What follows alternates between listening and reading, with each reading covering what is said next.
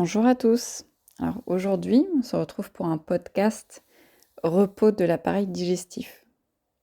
Donc en naturopathie, on parle très souvent de mettre son appareil digestif au repos, ou c'est ce que l'on appelle aussi faire de la diététique. Mais la diététique, c'est quoi? En naturopathie, ça veut dire réduire son alimentation pour arriver en dessous du seuil des besoins quotidiens, pour mettre l'organisme en carence, ce qui l'obligera à puiser dans ses réserves et à faire de l'autolyse. Mais pourquoi vouloir volontairement carencer l'organisme? Parce que l'autolyse, c'est une fonction vitale de l'organisme, qui lui permet de vivre sur ses propres réserves et de faire du nettoyage, de la réparation, de la réharmonisation des fonctions physiques, physiologiques et psychologiques. Car en cas de restriction alimentaire, le corps va vider ses réserves de sucre et déstocker tout son glycogène pour fabriquer du glucose, le carburant du corps. Et puis quand il n'y aura plus de glucose disponible, environ 24 heures après avoir arrêté de manger, le corps va se mettre à déstocker ses graisses pour pouvoir fabriquer du glucose. Et comme c'est dans les graisses qu'une partie de nos déchets se trouve, cela va permettre de mettre en circulation les déchets qui seront ensuite éliminés via nos émonctoires, donc les portes de sortie de l'organisme, les intestins, les reins, la peau et les poumons. Et la sortie de nos déchets pourra occasionner des crises de guérison, entre guillemets, avec des symptômes divers et variés en fonction de la nature et de la quantité de déchets à sortir. Les poubelles, quoi. Et j'aime bien donner aussi l'exemple des fumeurs qui, quand ils s'arrêtent de fumer, se retrouvent à avoir de la toux pendant des semaines.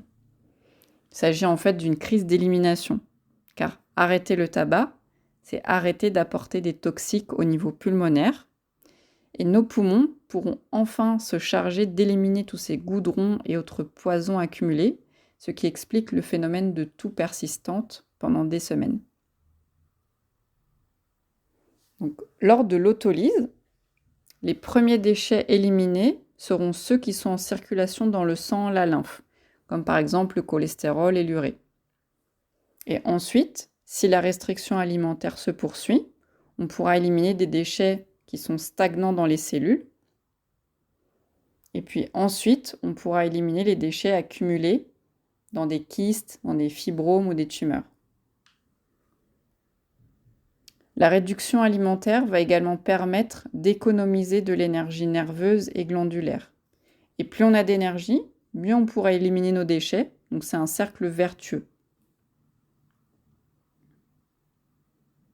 Donc, quels sont les moyens pour se mettre en autolyse, c'est-à-dire pour favoriser le nettoyage de l'organisme?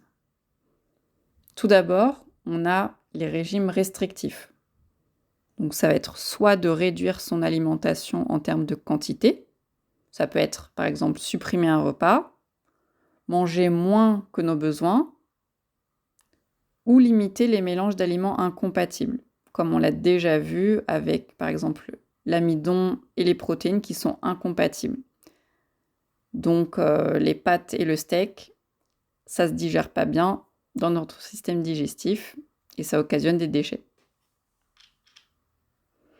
On peut aussi faire une restriction qualitative, donc soit supprimer une catégorie d'aliments, comme par exemple la viande, les produits animaux. On peut aussi ne consommer que des fruits, supprimer les faux aliments considérés comme des poisons que sont par exemple le café, le thé, l'alcool, les sodas ou le chocolat. On peut aussi choisir de ne consommer que du cru. Bien sûr, tout ça, c'est pendant une période donnée, c'est pas à vie. Ou une alternative moins extrême, ça va être de remplacer des aliments qu'on a l'habitude de consommer par une alternative plus saine. Comme par exemple remplacer les graisses saturées, donc si on a l'habitude de manger du beurre, de la crème fraîche, etc., par des graisses polyinsaturées. On l'a déjà vu, c'est l'huile de colza, l'huile de noix, l'huile de lin, de cameline ou des poissons gras.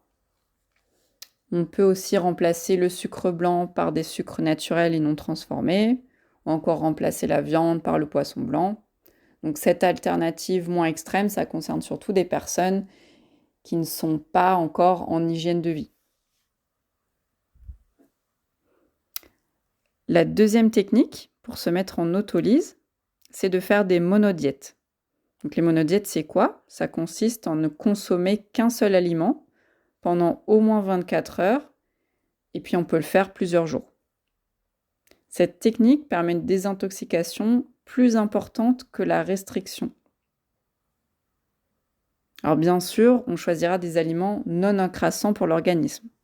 On ne va pas faire une monodiète d'entrecôte de bœuf, de frites ou de Ferrero Rocher, ça ne marche pas comme ça. Donc le plus souvent, on choisira de faire des monodiètes de fruits, comme la pomme, la poire, le raisin. Et le vin, ça marche pas non plus, pour ceux qui y auraient pensé. On peut aussi faire des monodiètes de légumes, comme des courgettes, des carottes. Et on pourra varier les plaisirs en consommant l'aliment soit cru, soit cuit, si on en a envie. Ça évite la monotonie. On peut aussi faire des monodiètes de céréales sans gluten, type riz, quinoa ou sarrasin. Et troisième technique encore plus désintoxicante, il s'agit du jeûne. Donc jeûner, ça veut dire cesser de s'alimenter pendant plus ou moins longtemps. On peut faire un jeûne hydrique, c'est-à-dire continuer de consommer de l'eau, des tisanes ou des bouillons. Et on peut aussi faire un jeûne sec. Alors là, il n'y a plus rien qui rentre dans le système digestif, ni aliments, ni eau. C'est une alternative un petit peu plus difficile et bien sûr, ça ne s'adresse pas aux non-initiés. Il y a un jeûne que l'on fait normalement tous chaque jour, c'est le jeûne nocturne. Car entre la fin de notre dîner et notre petit déjeuner, il se passe en général au moins 10 heures. Ensuite, il y a le fameux jeûne intermittent. Et le plus courant, c'est le modèle 16-8, c'est-à-dire qu'on jeûne pendant 16 heures et qu'on s'alimente sur 8 heures seulement. Et puis, il y a le jeûne de 24 heures et plus. La durée du jeûne sera adaptée en fonction de chaque personne. Mais on ne peut pas jeûner plus de 4 semaines, car là, toutes nos réserves sont épuisées. Et jeûner pendant plusieurs jours, ça nécessite vraiment une préparation. Et si l'on souhaite faire un jeûne long, il faudra impérativement faire ce que l'on appelle une descente alimentaire. Ça veut dire que plusieurs jours avant le début du jeûne, on supprimera certaines catégories d'aliments. On commencera par supprimer la viande, les produits animaux, puis les céréales, pour ne finir qu'avec des fruits et des légumes les 2 jours précédant le début du jeûne. Idem pour la sortie de jeûne, donc la période de reprise alimentaire. On ne va pas aller se taper un McDo, ce serait totalement contre-productif et éliminerait tous les bénéfices du jeûne. La reprise alimentaire doit être progressive. D'abord, une monodiète de légumes ou de fruits, et petit à petit, on réintroduit des familles d'aliments. Et pendant le jeûne, comme je vous le disais tout à l'heure, on aura des crises d'élimination, ce qui correspond à la mise en circulation des déchets dans le corps. On peut avoir par exemple des diarrhées, des migraines, des insomnies, mauvaise haleine, des nausées, voire des éruptions cutanées. Ces symptômes sont surtout présents au 2e et 3e jour, et ensuite ils passent. Et rassurez-vous, la sensation de faim passe très rapidement aussi. Dans tous les cas, un jeûne ne s'improvise pas. Jeûner nécessite un suivi global et un accompagnement par un professionnel formé au jeûne afin de le faire en toute sécurité. Voilà pour les 3 façons de mettre son appareil digestif au repos. Dans tous les cas, le naturopathe adaptera toujours le choix de la technique en fonction de la vitalité de la personne, de l'état de ses émonctoires et de la quantité de déchets dans l'organisme. Mais aussi bien sûr en fonction du mode de vie de la personne, de ses habitudes alimentaires et de ce qu'elle est prête à accepter. Voilà, c'est fini pour aujourd'hui.